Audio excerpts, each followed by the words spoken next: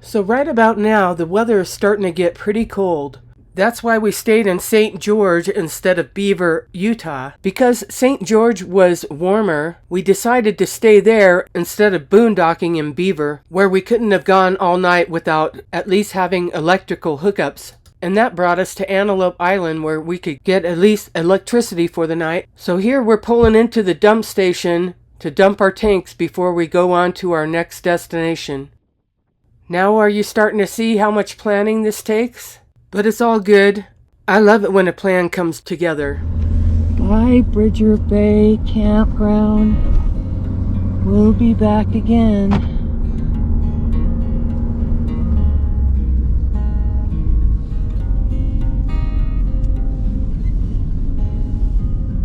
Here's some bison that were hanging around the visitor center as we were leaving.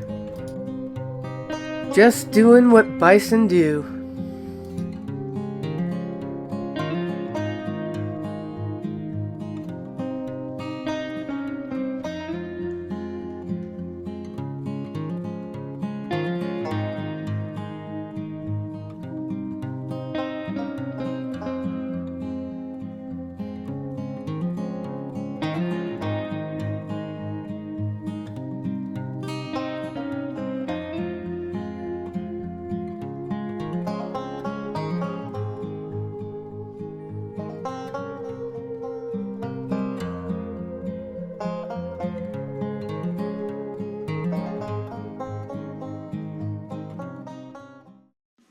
Welcome to Chasing Landscapes. We're Jack and Mary, and we're full-time RVers, traveling the country and exploring new places. I'm an artist, and we're always looking to capture our adventures on canvas. So come along with us as we go chasing some landscapes. Okay, I'm not gonna lie to you. I was pretty petrified when I found out that we were actually going to be driving through the snow-capped mountains that we'd been admiring for the past day. Yeah, these. I wanted to make sure that every step of the way was clear before we set out on this mountain passage. Because the weather was getting colder as we moved along through our journey, we had to take careful consideration to the routes that we were taking. But once I learned it was a main thoroughfare and I saw big rigs on the road, I wasn't so scared to drive over this mountain anymore. And it was on this highway that we crossed from Utah into Wyoming. I think I died and went to heaven. I could feel it in my heart that we were going to see some beautiful scenery through here. And I was right about that. Little towns that we're passing through are so gorgeous. Look at the scenery. There's just little pocket towns.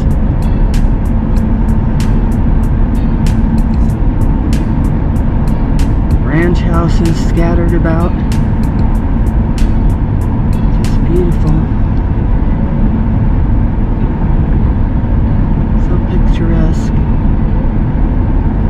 Lots of baby cows out there. Yeah, there are. We've seen a lot along the way.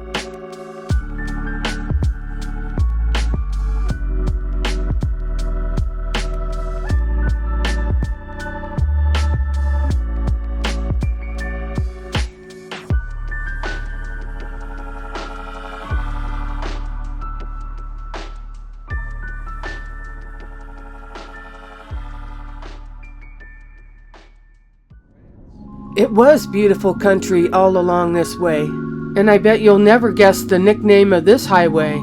I can help you out with this one. It's called Highway to Heaven. I thought it was an appropriate name because it looked like it'd take you all the way there. Good morning, everybody. All right, we had a wonderful stay at Antelope Island State Park in the Bridger Bay area campground. That was so awesome there. And so now we've left the campground and we're on our way to Rock Springs, Wyoming. So we'll be crossing over into Wyoming today. The adventure continues. And we're on Interstate 84, traveling through the snowy mountain range. And it looks like it's going to be a good trip, a clear way to go. So we're going to stop and get some gas in Rock Springs, and then we're going to stay at the Sweetwater Events Center for the night. So they have a ton of spaces there, and we stayed there once before, so it's a really cool events center, and I think they're going to have some roller derby girls there, so maybe we'll check them out when we're there. Okay, so stick around. Unfortunately, the Bittersweet Bombshells weren't practicing that night. So we moseyed on over to the indoor arena where we caught up with some young riders practicing their barrel racing skills. Look at these whippersnappers go.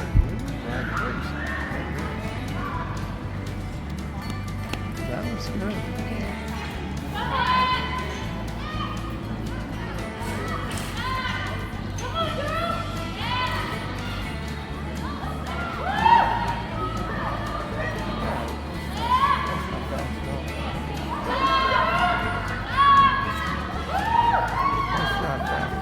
That's a beautiful horse.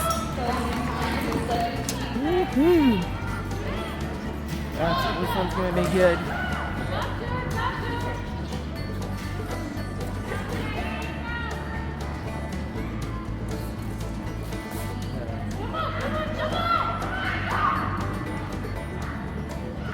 That's pretty good. Good morning, everybody. So, we have left Rock Springs, Wyoming, and we're now headed to Casper, Wyoming. And we stayed last night at the Sweetwater Events Center there in Rock Springs. It was kind of a quick stop. And so we're on to Casper, Wyoming.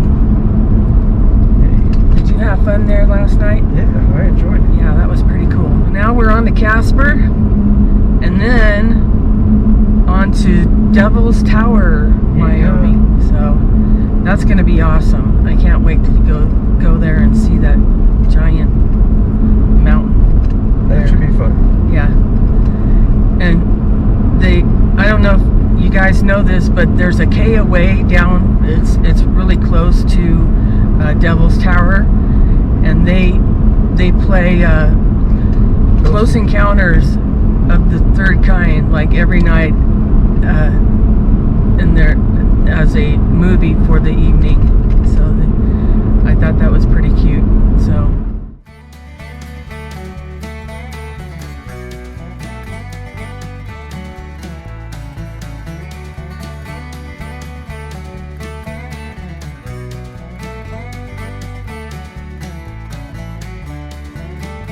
Hey everybody, we're at the Independence Rock rest area in Wyoming. I don't know if that's the name of the city or whatever, but it's pretty cold out here. It's about 37 degrees, and I thought this was a pretty cool rest stop. Check this out, you guys. Look at that.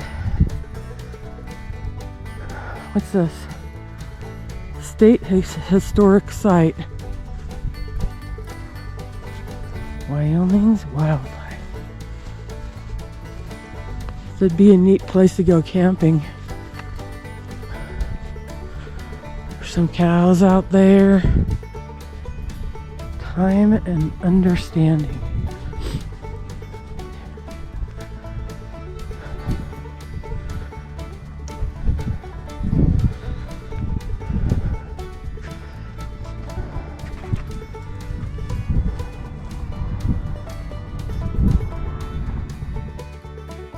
Independence Rock got its name from fur trappers traveling through here who camped here on July 4th, 1830. They celebrated the holiday and commemorated their stay by carving their names on the rock. I really would have liked to investigate more, but it was really cold outside and all I wanted to do was get back to the car. There was some cool history at this rest stop though.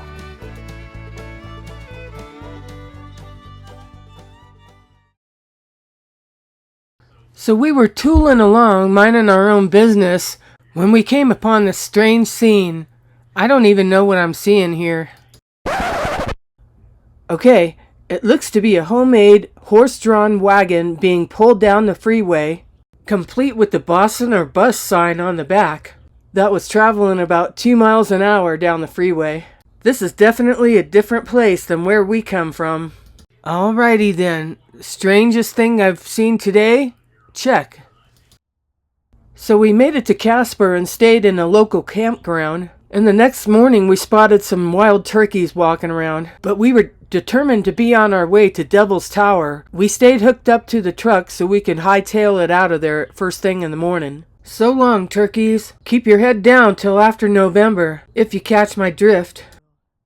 Let's do this.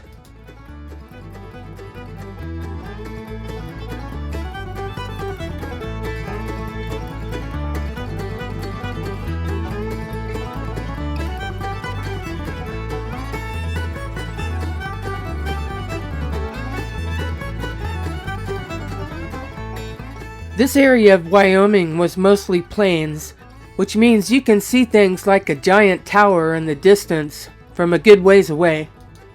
But as we got closer, we kind of went through a canyon area where we couldn't exactly see the tower. But as we came out of the canyon, we could see it in the distance. What a magnificent scene. There she blows.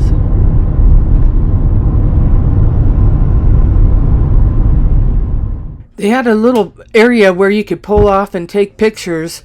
So we did that, and then we pulled into our campground, which was really close by. Alright, here's a view of Devil's Tower from our back window.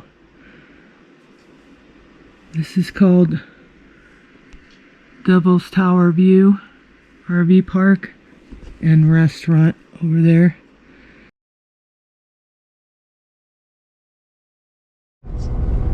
Look at Longhorn steer there.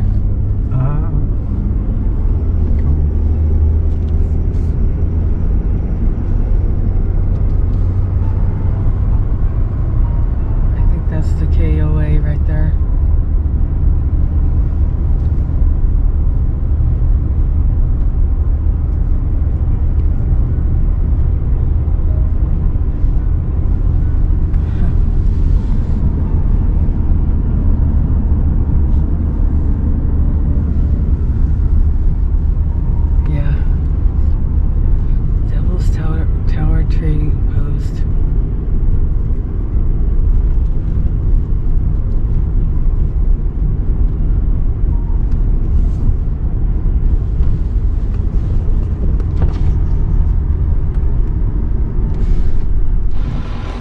Do not feed the prairie dogs.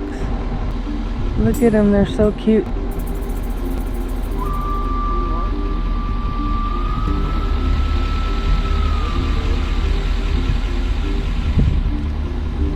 This one, it's like, hey, I know you're not supposed to feed us, but I'm open. I'm good. Oh.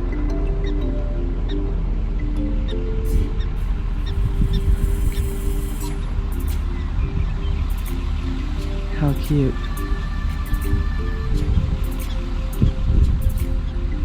There's one noisy one down there.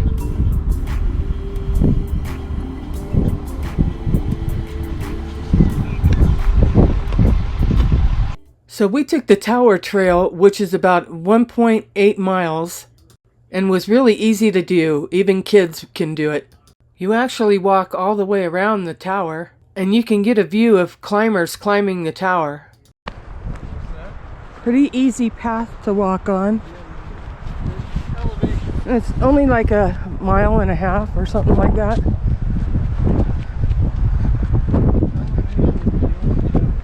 Yeah, this wouldn't be very easy for a wheelchair. It's not too bad, but some parts are kind of steep.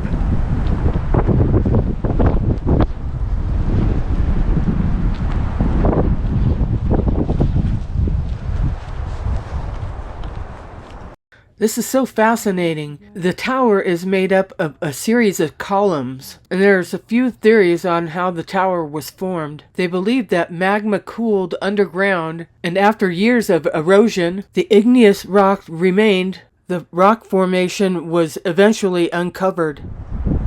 I just think that's so beautiful. So awe-striking.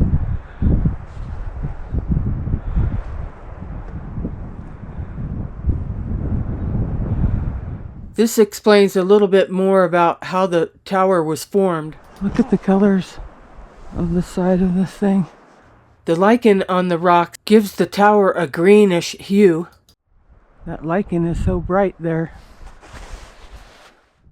This area above us right now is called the window. Can you see it there above us?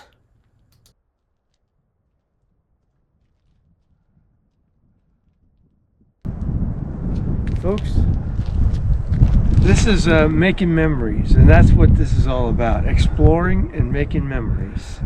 It's so sweet. Now we can get a better look at the colors in there. Yeah. Too.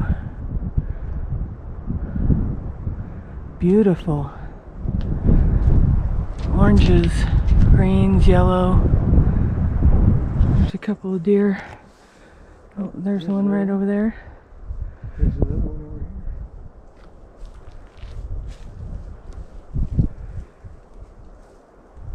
here. Hi.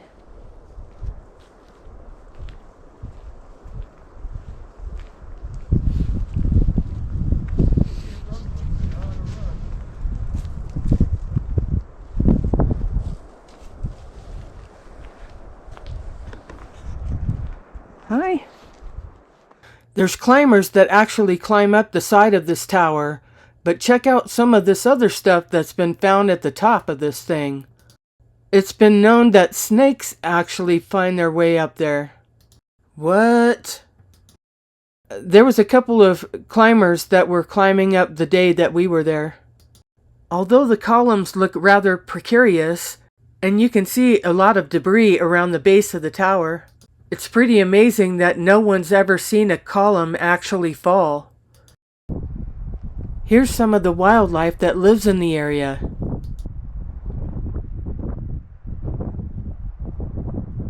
Yeah, it's still pretty cold out here, so it's pretty quiet.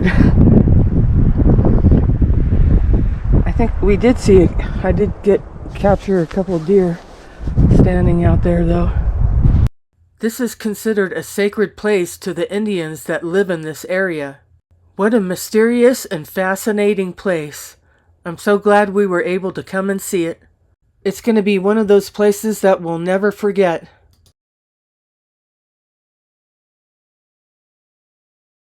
The new owners of this campground are a young family, and they just got this property about a year ago, and they're starting it up. They've got a pretty good thing going on.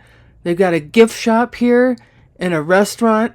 They serve up some good food and cold drinks, and they're about a mile away from the tower. I believe they have electricity only, with a way more reasonable rate than you'd get at that KOA.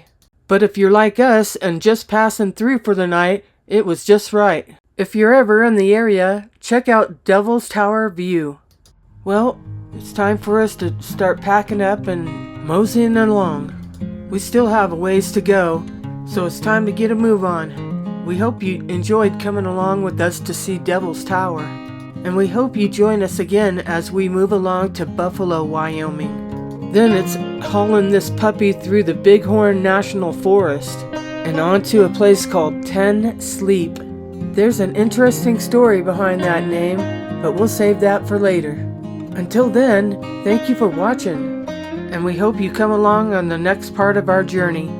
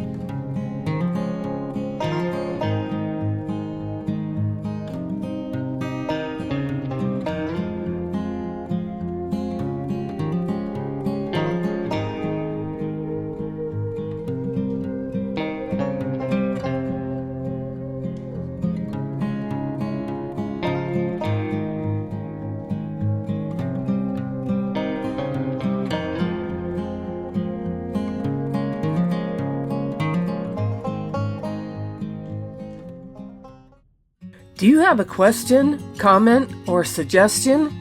Please let us know. We like talking to you. We'd sure appreciate you liking and subscribing to our channel. Be sure to hit the notification bell, and please share with your friends.